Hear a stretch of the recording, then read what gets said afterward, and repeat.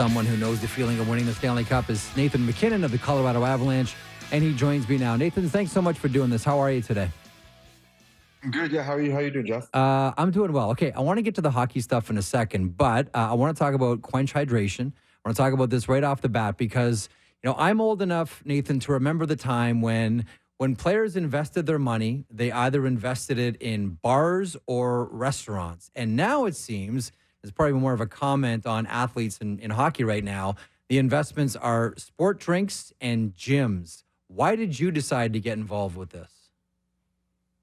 Yeah, it's something. I'm sure it's no secret. I'm passionate about what I put in my body. I think health and nutrition pays dividends in your career. The longer you live a clean life, a life with um, knowledge of what you put in your body, the longer you're going to play, and the better you're going to play. So, obviously, with Quench, that checks all the boxes for me. It's something that I don't want to get involved in a sports drink or supplements that aren't good for you and don't kind of I don't want to give kids crap, I guess, and advocate for stuff that isn't actually good for you. And Quench it is healthy. I think there's going to be more products that are coming out, and definitely excited to be part of it. Yeah, the one thing, I mean, you mentioned like everybody knows like how specifically sensitive you are about what goes into your body. Have you always been, essentially, for lack of a better term, have you always been game seven like this about, what you're eating and what you're drinking? I think growing up, I always had that want for knowledge. Me and my dad, we didn't know a ton, but we always tried to be healthy and just the little things growing up. And then as I got older, more information came to me. And, I wasn't very healthy my first couple of years. And I think that maybe that's why I'm so passionate about it, that Mm. once I started really turning a corner in my commitment off the ice, uh, the my place kind of speaks for itself from my fifth year on. So definitely something I wish I started in year one. But the thirst for knowledge was always there, and the commitment was always there for sure. Who on the Avalanche is the most receptive, or who on the Avalanche would come to you and say, "Can you look at my meal plan, or can you give me some advice on what I should be doing?" I think a lot of guys, I'm definitely not preaching to everybody, but when guys have questions, I think Logan O'Connor, Drouin, Cogliano, Landeskog, we all like it. It's not like I'm like the ringleader. Yeah. We have a lot of guys, Kale McCarr, obviously. We have a lot of guys that are super interested um, in health and fitness and wellness and everything. And it's fun. Obviously it's different than my first few years. There wasn't much of it going around. Like you said, different Yeah. investments. So it's fun to have a bunch of guys that are dialed in. You mentioned Jonathan Drouin there a second ago, and this was like flat out, Nathan, one of the best stories in the NHL. And I know that you really stuck your neck out to bring him into the Avalanche organization. And like I remember watching you guys play in Halifax, and it was puck on a string, and hoping to recreate that in Colorado. And we all watched, saying, okay, can they recreate what they did with the Mooseheads? And then you won the Memorial Cup, and now you're vying for another Stanley Cup with Colorado. Why do you think it worked with Drouin this year in Colorado? I think it was all him. Obviously, I advocated for him. I had a strong hunch that it would work, and it was a slow start for him. He'd tell you that it was a slow start, and Mhm. but it worked because of him and how committed he was off the ice and on the ice. We were on the ice before and after practice every day, in the gym together, getting treatment together. He's eating right, like it's just doing all the right things. I'm a big believer that when you're on the ice, the work's done, and you just go play. And at least for my game, and you kind of just see how prepared you are when you're on the ice. So, Mhm. and he did all those things, and I'm so happy for him that he had a great year, career high in points, and I just think that there's another level that he can get to. And he's a third overall pick for a reason. There's so much talent there, Yeah. and I'm excited to keep seeing him grow. I think NHL primes will be a little longer than they used to be with how dialed in guys are. Yep. I know he's 29, but I still think he can improve tremendously and get to another level. Was there a moment, a game, a stretch where you thought, like, as a teammate and someone who, played junior hockey with him in the queue, that you looked at and you said, "Okay, now he's starting to hit his stride here with Colorado"? Yeah, I think at home against Pittsburgh, we were down 3 or 4 nothing in that game, That and was an he awesome game. I think that was an afternoon game, I wanna say. It was a great game. yeah, it was a 12 p.m. game. Yes, I remember that game. Sid had 4 points. He was unbelievable. We managed to come back, but I remember Joe just taking over. He just took over that game and OT winner, blew by I forget whoever was on D on the ice. Awesome move, and I was just like, wow, like that's the Drew that I played junior with, and you can just see, it wasn't like his whole career was bad or anything, but I just think that level that he knows he can be at, Yeah. that was a kind of sticks out in my head that game for sure. I think it might have been Letang. I think it might have been the future Okay, Hall of Famer. okay, You were okay, that, yeah. Well, that just speaks to his speed there. So so how do you attack this off season? Like, I know that, you and everybody on this Avalanche team, like, there's the expectation of Stanley Cup. So how do you approach this off season, having, recently tasted what the cup is all about? And I do want to get to the cup this year and your thoughts on what we saw on Saturday. But, like, how do you approach an off season now, knowing that going into next season, again, the conversation on the Avalanche is the Stanley Cup?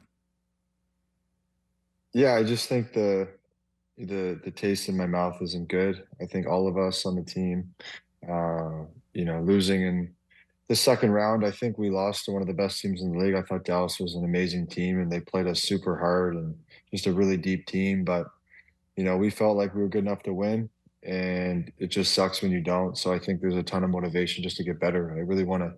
improve my game and come back better and just produce more. I didn't produce the way I needed to in that series. Just wasn't good enough.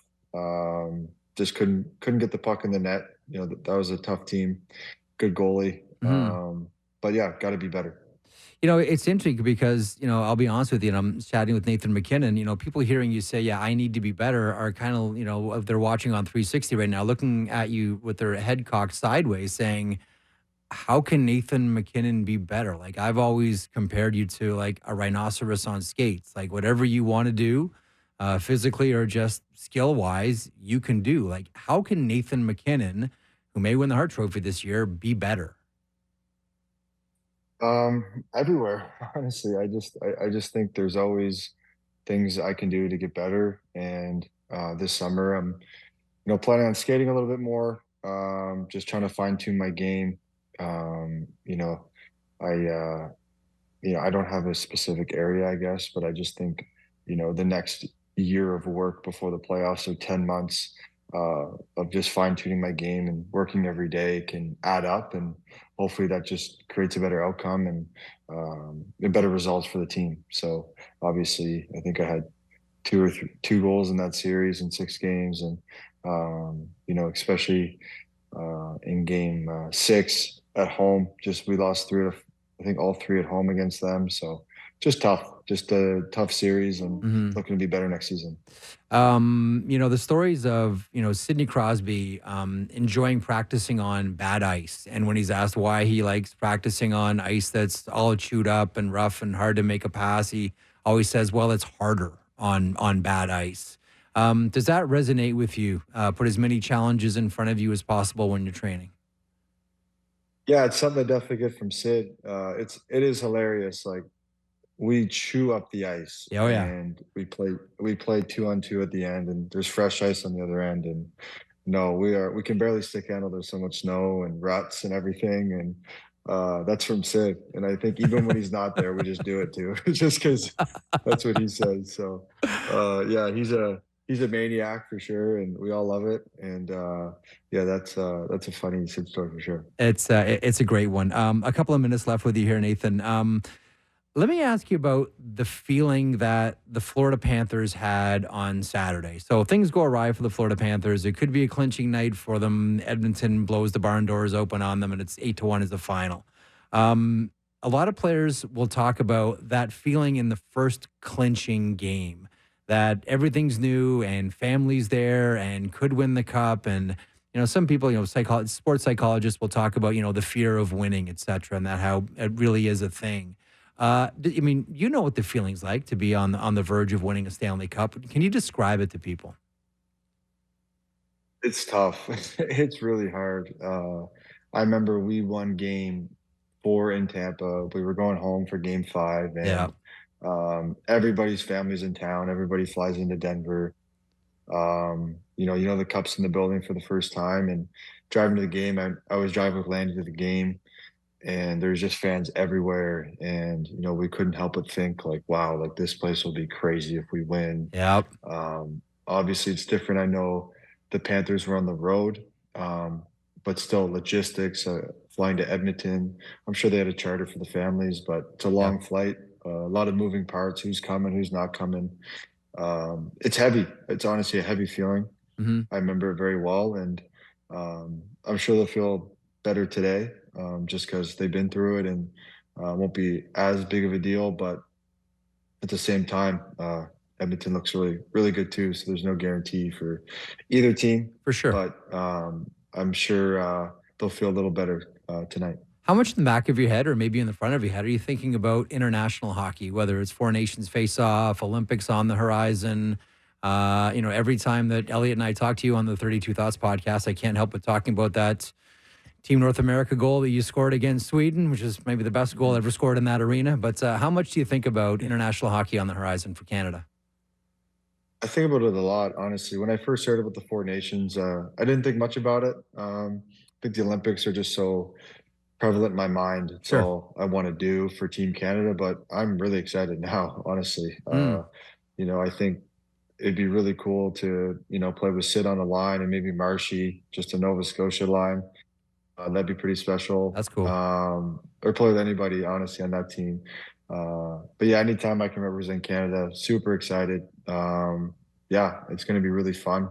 It's cool that it's mid-season. I think, I've never played mid-season for in an event, so I'm looking forward to it. All right. Again, Quench, hydration, the sport drink, and your partnership with Andy O'Brien. What should we know as we close out? I just think it's they're committed to excellence, and that's a reason why I signed with them and a part of the company. Andy O'Brien, I think he's head sports science with the Panthers. Actually, really revamped that whole Yeah. organization, and back-to-back finals. He won back-to-back cups with Pittsburgh. The guy knows what he's doing, that's for sure. So Yep. anytime you can get involved with Andy and a company, I know it's going to be high level and first class. So looking forward to it. I'm looking forward to all of Canada trying it. Very much. And you're already seeing it pop up all over social media as well. So from a marketing point of view, you guys have this one covered. Nathan, listen, best of luck in the off season. Very much looking forward to seeing you back on the ice with the Avs and Team Canada as well. You take care. Okay, thanks, Jeff. Appreciate it.